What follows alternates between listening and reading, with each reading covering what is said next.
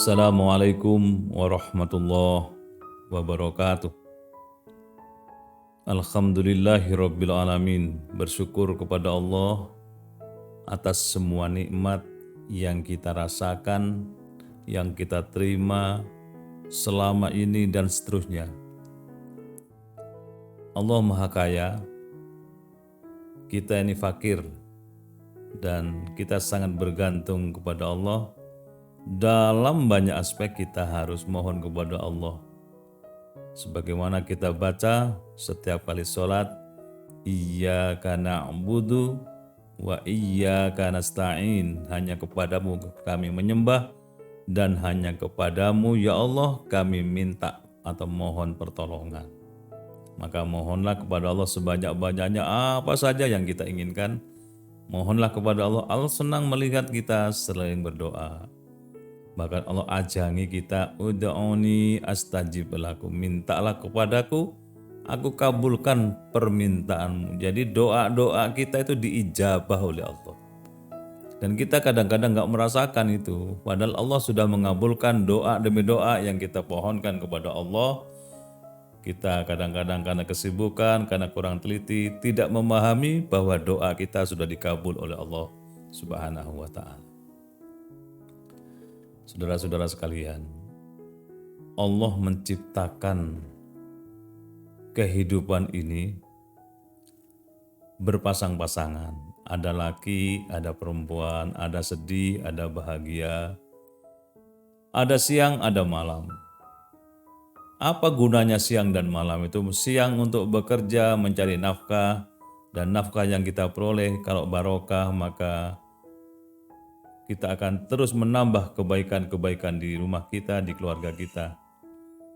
Kalau kita mendapatkan rezeki secara halal, maka keberkahan akan bertambah-tambah, dan bagi laki-laki memberikan rezeki pada keluarganya itu adalah pahala.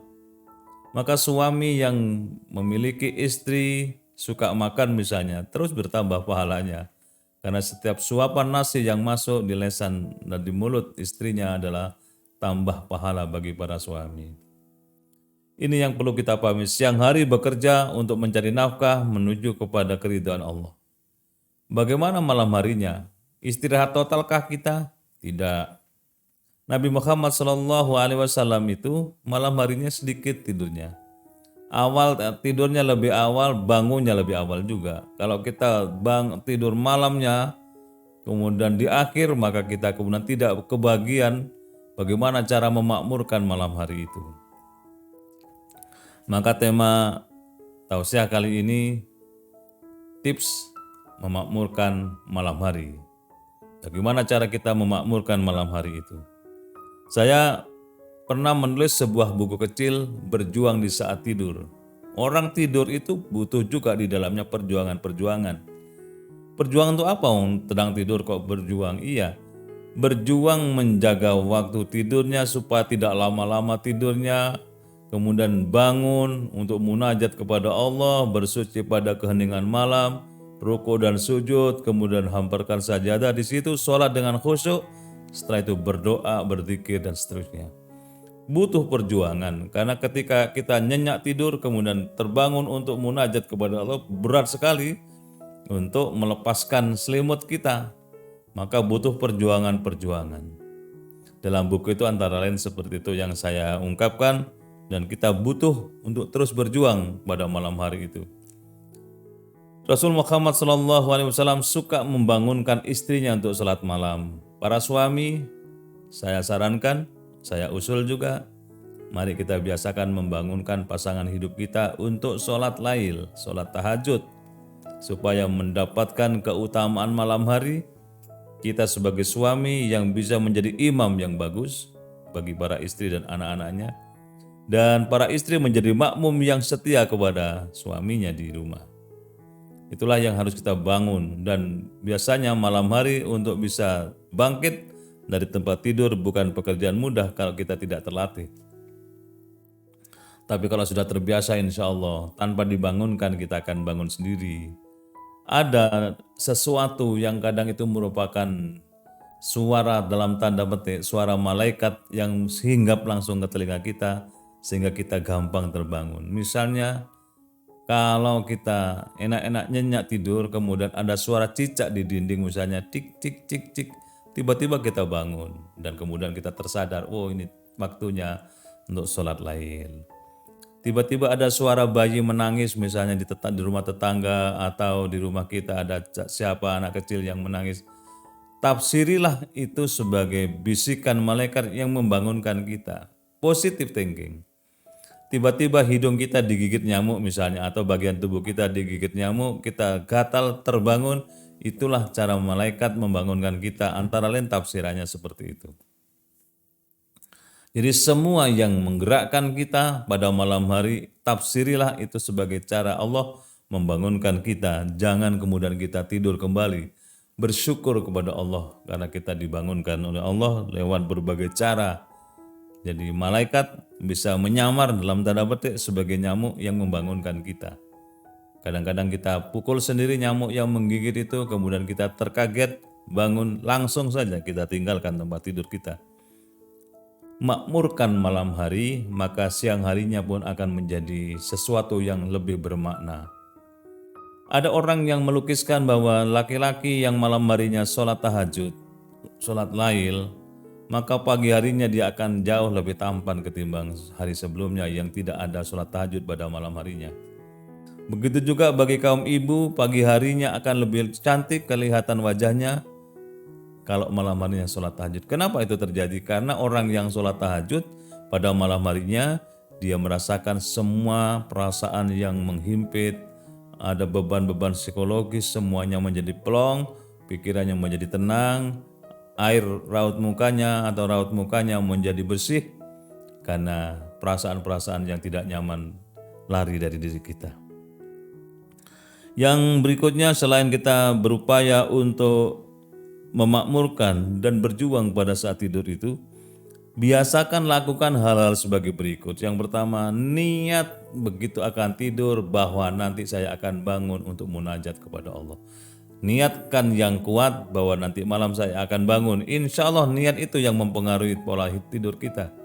Tapi kalau tidur kita tidak ada niat, tidak ada rencana, maka tidurnya akan terus keenakan sampai pagi hari. Tapi Rasul kemudian memberikan kiat kepada kita, memberikan solusi kepada kita. Kalau misalnya kita kepingin mendapatkan pahala sholat tahajud, tetapi bangunnya kesiangan, maka masih ada alternatif lain. Alternatifnya siang harinya jangan berbuat maksiat. Maka bersihnya siang hari sebagai pengganti tidak bangunnya pada malam harinya. Itulah hebatnya Rasul Muhammad SAW di dalam membimbing umatnya termasuk kita semua ini. Ada solusi-solusi kalau kita yang idealnya sholat tahajud mendapat keutamaan sholat tahajud itu kok ternyata bangunnya kesiangan, maka siang harinya jangan berbuat maksiat sedikit pun. Pertama, kiat untuk bisa sholat malam, tanamkan niat sebelum tidur. Yang kedua, biasakan kita berserah diri kepada Allah. Bismika Allahumma ahya wa bismika amut. Hanya bismika atas namamu, dengan namamu ya Allah saya hidup, dan atas namamu saya mati. Hidup dan mati kita serahkan kepada Allah. Berserah diri kepada Allah dalam tidur kita.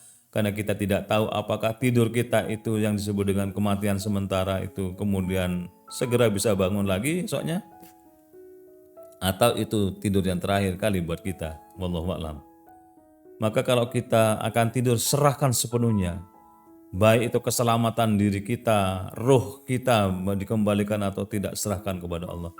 Orang tidur itu tidak tahu apakah di sekitarnya ada ancaman binatang buas misalnya, atau tembok akan roboh karena gempa. Kita tidak tahu, serahkan saja kepada Allah. Allah yang menyelamatkan kita, Allah yang melindungi kita. Maka kalau kita akan tidur, serahkan secara penuh diri kita milik Allah, kembali kepada Allah. Dan kalau pagi hari kita kemudian tersadar dan bangun dari tidur kita, segera sebut nama Allah. Alhamdulillahilladzi ahyana ba'da amatana wa ilaihi nusyur. Segala puji bagi Allah yang telah menghidupkan kami setelah mematikan, dan kepadanya kami akan kembali. Itu bentuk rasa syukur kita kepada Allah Subhanahu wa taala setelah tersadar diri kita hidup kembali pada pagi harinya. Jadi kembali lagi, tips untuk bisa salat lail, serahkan hidup kita kepada Allah, serahkan mati kita kepada Allah Subhanahu wa taala. Berapa banyak orang yang tidur tapi kemudian tidak bisa bangun kembali? Berapa banyak orang yang tidur kemudian tiba-tiba bangunnya kena penyakit stroke misalnya, atau penyakit sesuatu yang kambuh, ada jantung, macam-macam.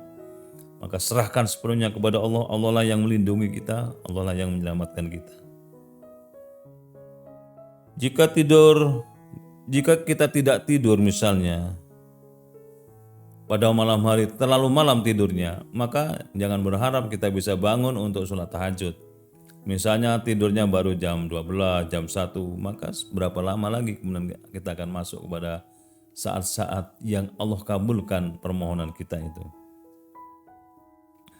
Maka kalau perlu, misalnya ada orang yang tidak bisa tidur, bagaimana cara mengatasinya? Orang yang tidak bisa tidur malam hari itu, mungkin kalau orang sibuk beda lagi. Tapi kalau orang tidak bisa tidur karena perasaannya senantiasa melayang-layang kemana-mana, ada perasaan tidak nyaman, galau, cemas, macam-macam sehingga tidak bisa tidur, solusinya adalah ambil Quran setelah berwudu, baca Quran sampai kapanpun, sampai lama, sampai ngantuk, kemudian dia tertidur. Sehingga orang yang baca Quran ya bukan obat untuk tidur, tetapi dengan bacaan Quran hatinya akan tenang, tidak gelisah, tidak galau, sehingga gampang tidur. Inilah yang membedakan orang beragama dengan orang yang tidak beragama, seperti bangsa-bangsa maju.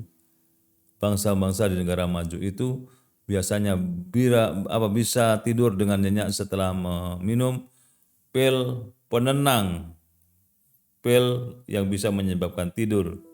Tapi kalau kita tanpa pil pun bisa tidur nyenyak. Tetapi sebagian dari kita kadang-kadang memang mengalami kegelisahan, dan gelisah yang berkepanjangan itu bisa menyebabkan kita menjadi gampang sakit. Maka cepatlah tidur, cepat bangun, isilah malam hari dengan memakmurkannya. Selain baca Quran, maka biasakan sebagaimana Rasul Muhammad SAW tuntun kita, baca doa-doa praktis yang sering kita dengar baca.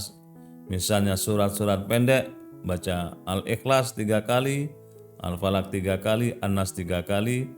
Setelah itu baca ayat kursi, kemudian baca bacaan zikir-zikir ringan. Mungkin kita akan sebut Subhanallah, Alhamdulillah, wa la ilaha illallah, wallahu akbar. Baca salawat kepada Rasul Muhammad SAW itu bagian dari keindahan malam hari yang terus kita celengi secara rutin. Baca salawat kepada Rasul tanpa kita berharap mendapatkan sesuatu dari Rasulullah, tapi Rasul akan niteni bahwa orang ini dulu cinta kepada saya dan suka membaca salawat untuk saya. Saudara-saudara sekalian, kaum muslimin yang berbahagia dan dimuliakan Allah, itu antara lain bagaimana memakmurkan malam hari, dan orang yang bisa menjaga malam harinya untuk dimakmurkannya, maka malam hari itu merasa berhutang budi kepada kita. Dan kalau kita membutuhkan sesuatu pertolongan dari Allah, kebaikan malam hari yang kita lakukan itu akan bercerita kepada Allah, kemudian Allah kabulkan keinginan kita itu. Insya Allah kalau kita membiasakan diri dengan niat, dengan tekad, dengan perjuangan, dengan kesungguhan, malam hari akan bisa kita makmurkan. Sehingga para alim itu biasanya tidurnya sedikit, banyak ibadahnya. Kita coba, kita latih diri kita menjadi orang yang memperkaya diri malam hari dengan ibadah-ibadah kepada Allah. Mudah-mudahan kita semua bisa mewujudkan impian, keinginan sekaligus doa kita menjadi orang yang mampu memakmurkan malam hari, sehingga siang harinya kita kelihatan tambah sumringah, tambah semangat, tambah elok, tambah rupawan. Terima kasih. Yang terpenting mudah-mudahan Allah ridho kepada apa yang kita lakukan. Assalamualaikum warahmatullahi wabarakatuh.